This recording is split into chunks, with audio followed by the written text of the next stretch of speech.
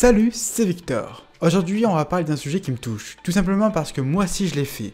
J'ai souvent critiqué Disneyland Paris, que ce soit dans le bon ou dans le mauvais, même si j'ai souvent critiqué, en général quand tu critiques c'est plus dans le mauvais. Et aujourd'hui, j'ai envie de vous prouver aussi que Disneyland Paris possède quelque chose d'incroyable, un anniversaire. Oui, je m'explique, parce que on pense en général que Disneyland Paris c'est sûrement un des derniers resorts à fêter, à faire des choses incroyables, etc. Ben non.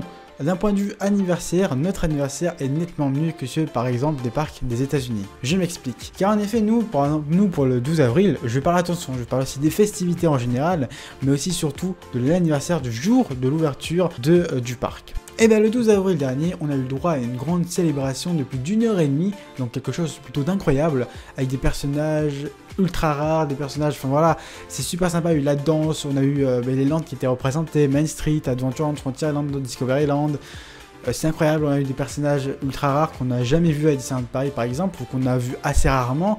On a vu Mickey et Minnie et toute sa bande qui étaient déguisés au mode 25 ans, etc.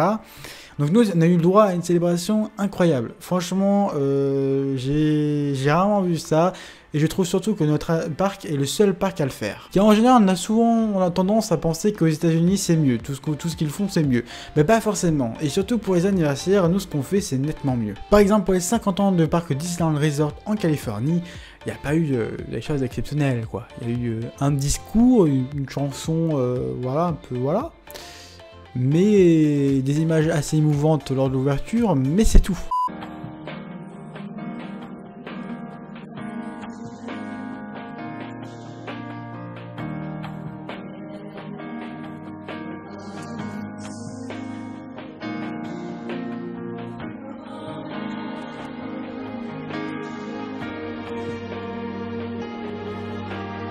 Il n'y a pas eu de grosses célébrations, un peu on fait la fête, etc. L'ambiance pour les 50 ans du parc Disneyland était un peu plus, on va dire, c'était vraiment beaucoup plus sobre que pour les 25 ans du nôtre. Attention, il y a eu aussi les 60 ans du parc Disneyland, donc, qui est arrivé donc, en 2015. Là par contre c'est beaucoup plus festif avec le fameux spectacle Disneyland Forever, etc. Mais le jour de l'anniversaire, je parle vraiment du jour, ils n'ont rien eu d'exceptionnel quoi, ils n'ont pas eu un truc comme nous. Et même à Disney World, ils font pas un truc exceptionnel. Par exemple pour les 45 ans du parc Disney World, il y a eu un discours, puis ensuite ils ont voulu mettre un truc sur le château, au final ça a foiré. Et puis les personnages n'étaient même pas déguisés en costume, non, ils étaient habillés en mode classique. Voilà, donc effectivement, c'est pas vraiment ouf. Nous, franchement, on peut le dire, et même les Américains, sont un petit peu jaloux de nous, qu'on fête notre anniversaire comme il se doit. Il y a quelque chose de oufissime, avec la grande cavalcade, il y a les confettis qui tombent de Main Street et tout.